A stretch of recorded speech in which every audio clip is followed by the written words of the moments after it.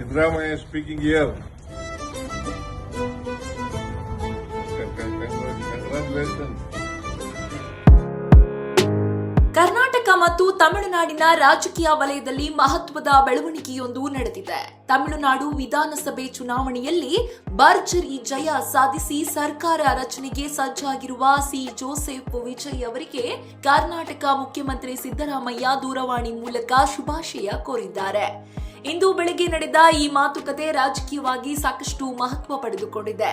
ತಮಿಳುನಾಡಿನಲ್ಲಿ ಹೊಸ ರಾಜಕೀಯ ಅಧ್ಯಾಯ ಆರಂಭಿಸಿರುವ ವಿಜಯ್ ಅವರ ನಾಯಕತ್ವಕ್ಕೆ ಅಭಿನಂದನೆ ಸಲ್ಲಿಸಿದ ಸಿದ್ದರಾಮಯ್ಯ ನೆರೆಯ ರಾಜ್ಯಗಳ ನಡುವೆ ಉತ್ತಮ ಬಾಂಧವ್ಯ ಮತ್ತು ಸಹಕಾರ ಮುಂದುವರಿಯಬೇಕೆಂದು ಆಶಯ ವ್ಯಕ್ತಪಡಿಸಿದ್ದಾರೆ.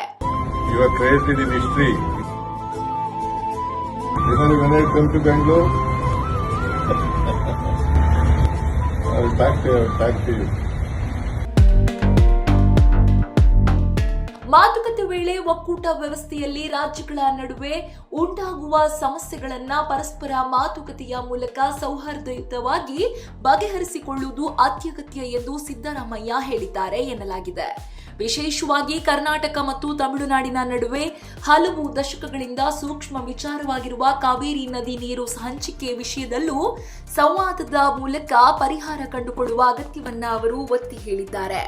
ತಮಿಳುನಾಡು ರಾಜಕೀಯದಲ್ಲಿ ಹೊಸ ಶಕ್ತಿ ಎಂದು ಹೊರಹೊಮ್ಮಿರುವ ವಿಜಯ್ ನೇತೃತ್ವದ ಸಿ ಜೋಸೆಫ್ ವಿಜಯ್ ಅವರ ಟಿವಿಕೆ ಪಕ್ಷದ ಸಾಧನೆಯನ್ನ ಸಿದ್ದರಾಮಯ್ಯ ಶ್ಲಾಘಿಸಿದ್ದಾರೆ. ಜನರ ವಿಶ್ವಾಸ ಗಳಿಸಿ ಸರ್ಕಾರ ರಚನೆ ಹಂತಕ್ಕೆ ಬಂದಿರುವುದು ದೊಡ್ಡ ಸಾಧನೆ ಎಂದು ಅವರು ಹೇಳಿದ್ದಾರೆ. ಇದೇ ವೇಳೆ ದಕ್ಷಿಣ ಭಾರತದ ಅಭಿವೃದ್ಧಿ, ಕೈಗಾರಿಕೆ, ಮೂಲಸೌಕರ್ಯ ಮತ್ತು ಒಕ್ಕೂಟ ವ್ಯವಸ್ಥೆಯ ಬಲವರ್ಧನೆಗೆ ಕರ್ನಾಟಕ ಹಾಗೂ ತಮಿಳುನಾಡು ಪರಸ್ಪರ ಸಹಕಾರ ಅತ್ಯಂತ ಮುಖ್ಯ ಎಂದು ಸಿದ್ದರಾಮಯ್ಯ ಅಭಿಪ್ರಾಯಪಟ್ಟಿದ್ದಾರೆ. ಮೂಲಗಳ ಪ್ರಕಾರ ವಿಜಯ್ ಕೂಡ ಸಿದ್ದರಾಮಯ್ಯ ಅವರ ಶುಭಾಶಯಗಳಿಗೆ ಧನ್ಯವಾದ ತಿಳಿಸಿದ್ದಾರೆ. ಎರಡು ರಾಜ್ಯಗಳ ಜನರ ಹಿತಾಸಕ್ತಿಯನ್ನು ಗಮನದಲ್ಲಿಟ್ಟುಕೊಂಡು ಸ್ನೇಹಪೂರ್ಣ ಸಂಬಂಧ ಮುಂದುವರಿಸುವ ಭರವಸೆ ನೀಡಿದ್ದಾರೆ ಎನ್ನಲಾಗ್ತಿದೆ. ಒಟ್ನಲ್ಲಿ ಈ ದೂರವಾಣಿ ಮಾತುಕತೆ ಕೇವಲ ಶುಭಾಶಯ ವಿನಿಮಯಕ್ಕೆ ಸೀಮಿತವಾಗದೆ ಅಕ್ಕಪಕ್ಕದ ರಾಜ್ಯಗಳ ನಡುವೆ ಹೊಸ ಸಮನ್ವಯ ಮತ್ತು ಸ್ನೇಹದ ಸಂದೇಶ ರವಾನಿಸಿದಂತಾಗಿದೆ.